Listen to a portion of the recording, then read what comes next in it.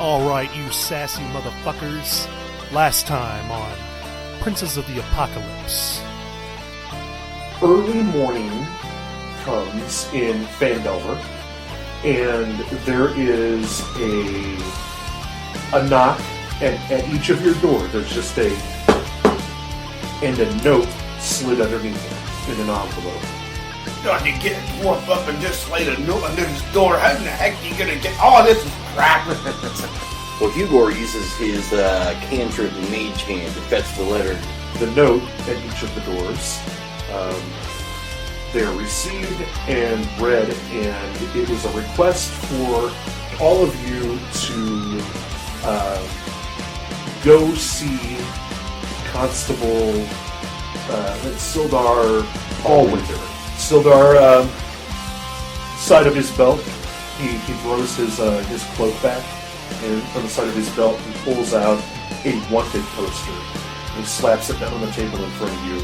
And it's a wanted poster for the infamous Glass Staff. Good.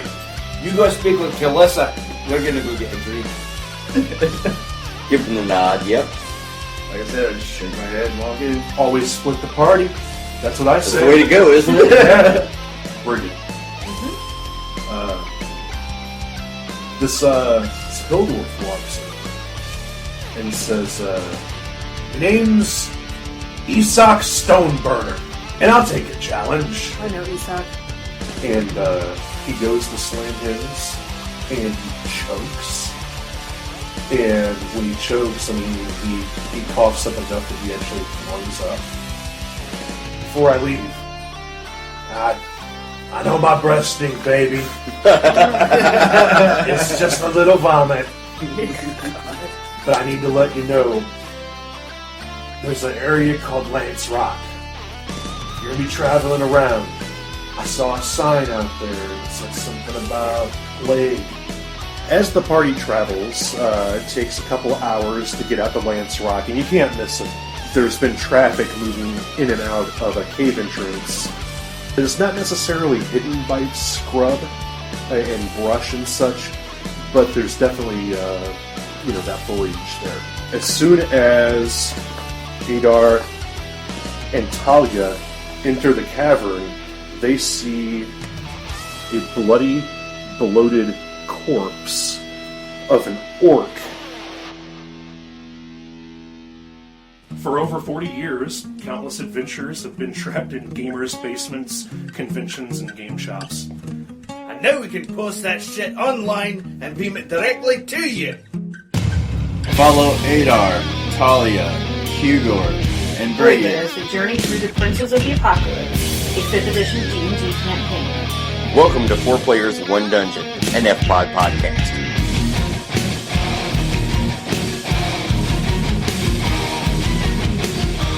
And now, the continuation of Princes of the Apocalypse.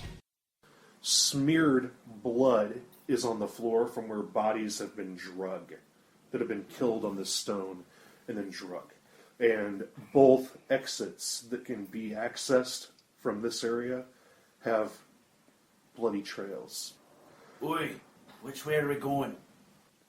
Hugor, at this point, would like to, this would be a declaration thing, of course, would like to move up to it would be the corridor on my left.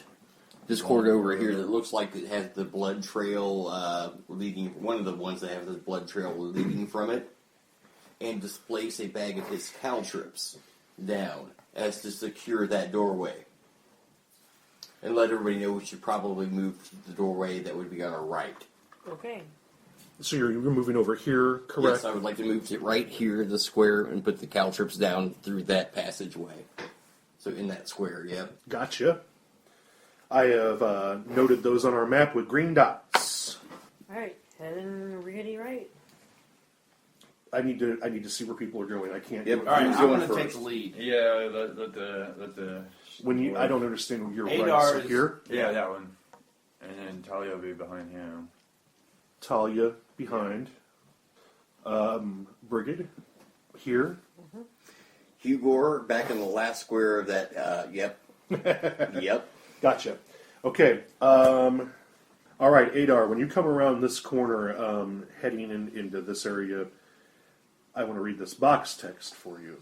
Motionless humanoid figures dressed in dirty clothes or scraps of armor are propped up against the walls in this cave. Some are little more than skeletons with wisps of hair, skin stretched tightly over their bones. Others are fresher. A few have some old short swords laying on the ground near them. It's nasty. There are 12 corpses total in this room. It looks like 7 are skeletal and 5 of them are fresher. From where you are, I mean, this has the definite stink of rot and decay here. This is the storage area for Alright, I've seen enough here. the necromancer. So Let's burn basically, 'em. from what I'm looking at, there are no other exits in here. You do not see no. You can move up another 5 feet or so, Yeah, stick no. your head in. There are no other exits in here. Wait, just dead bodies stored in here. Okay. Brigid at that point makes her way back down over here and covers by the caltrops. Says, "All right, let's do it." Burn the bodies. Why? I walk down the Give hallway. them final rights. Where? Walk down the hallway to You're a cleric. kind of push past the cleric. Are you? Oh, Do you want to go into the room? yes, I want to step to the doorway, not going into the room. Hold out my hand and go ahead and cast Fireball. Hold up. You don't need to do that. Have Adrian, or have him cast final rights. Give them their final rights and we'll go about our day. Yeah, Beavis. Bottom cleric. My final rights are a smash to the face. Yeah, your idea of final rights and his Totally different. fundamentally not the same. Uh, Okay, let's so do it. exactly. Whenever you go into the room and you go to throw your firebolt, we're going to need initiative rolls Okay. from everyone but you, technically. Okay. 8. Hugor gets an 8. Adar gets a 12. Again. Out of the pile of bodies, I'm sorry, I'm going to have to get all that from you, but out of the pile of bodies pops up, right as you throw your hand up to cast a spell, a skeleton animates up the body, the bones click up, and it goes to grab your hand, just like that as you go to throw the firebolt. Okay? And 2 more pop up. That one looks like the one that's right on you, Hugor, looks like an orc skeleton. And then there's another skeleton that has a broken spear and a shield wired onto his arm. And another guy has a broken short sword and the remains of a shield and some tattered armor on him.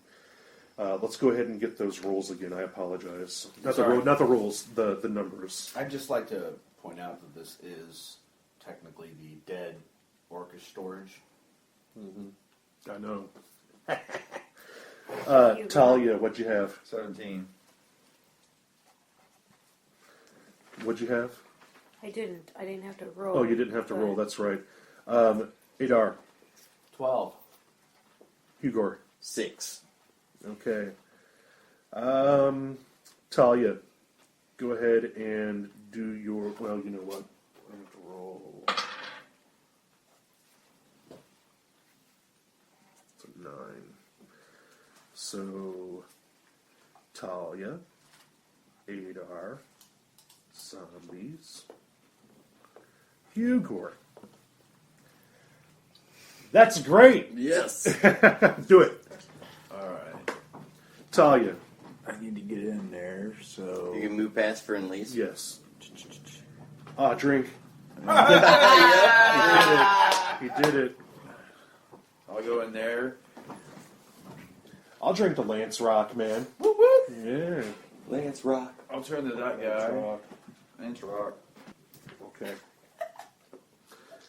Talia comes over here and faces the skeleton that has the broken spear and the shield. Yes. And she begins to swing her hands as she summons her sword. Okay. Describe what you're. I mean, that. I guess that did describe what you did. You summoned your sword. Yeah, just run in there and you just see her go like this, and as she starts to come down for the swing, it just. A katana Yeah. She has it in both hands. materializes in your grip, and you do an overhead Yep, on the two-handed. skeleton. Badass. Hey, do we have to drink for me playing his character? Yes. I missed. Nope. We don't. Adar, what would you like to do, sir? I am going to go in. You have this spot here. That's where I want it. Okay, and what are you doing? That one right in front, I'm swinging the warhammer at it. Okay, there is... The person who has a threat is Hugor, which is an orc skeleton right there. That's the one I wanted to... Okay, so you're attacking the orc skeleton there. Yes. Okay, go ahead. Let's see, 14. For... 8 points of damage. Okay, you swing a warhammer, correct? Yes, bludgeoning. You shatter this orc skeleton into about a dozen pieces and fine dust. And now they're out there. That's what I'm talking about, boys. Okay, and that, if you move any further, you will be provoking an attack of opportunity at this No. point. I would like to pivot and face that one. Right, there is no facing in how they are. I did got an idea. I'm going to yell out to you. Just stay where you are. Okay. Okay, so that ends Adar's turn. Hugor. Hugor yells, "Shield!" Wait, zombies. Yep. the skeleton. One skeleton. Skeleton. He commits on Adar. Adar, what is your AC? 16. Take 4 points of slashing damage from a broken, rusty short sword. 8. And prepare yourself for a tetanus shot. 8 points. Is that Damage. 4? Well, 4. Talia, a broken spear gets thrust toward your midsection. 15. You easily deflect it with your katana, and whenever you do, you actually cut the tip of the weapon off. It's effectively a staff and not a spear now. Alright, cool. So it went down a damage code. Yeah? Alright, and now it's Hugor's turn. Okay, so you have a large shield, right? Hugor yells "shield" out loud, which he knows means put your long shield down. So basically, he's going to build me a ramp with his body. So you can run up it? So I can run up it. And as I run up in the air with my free hand, I cast magic missile. I do 3 magic missile attacks on the one that's all 3 magic missiles on the one that's attacking him from the back. Okay, here's what I'll allow. Okay, if this is going to happen, this is what I'm going to make happen here.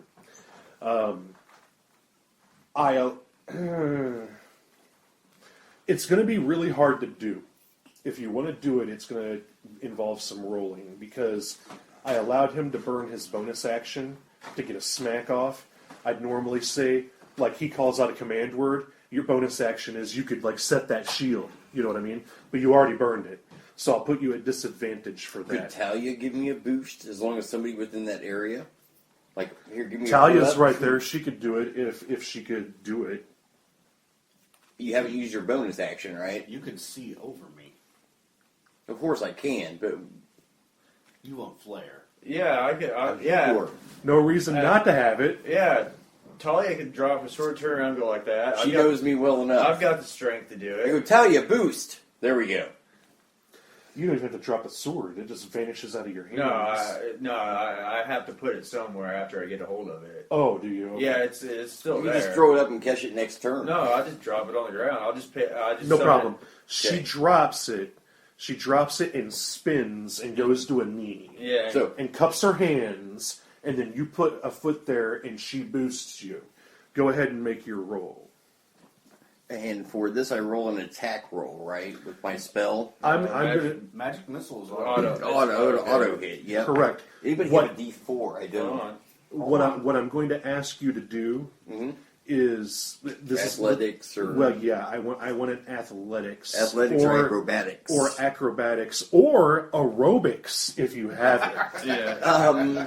Actually, I would say acrobatics because he's trying to do an acrobatic move. I agree with you, Sean. with a concentration check to try to cast the spell. My life coach told me I should take Yeah. more cross country than aerobics. So Yeah, I just hit that. 19.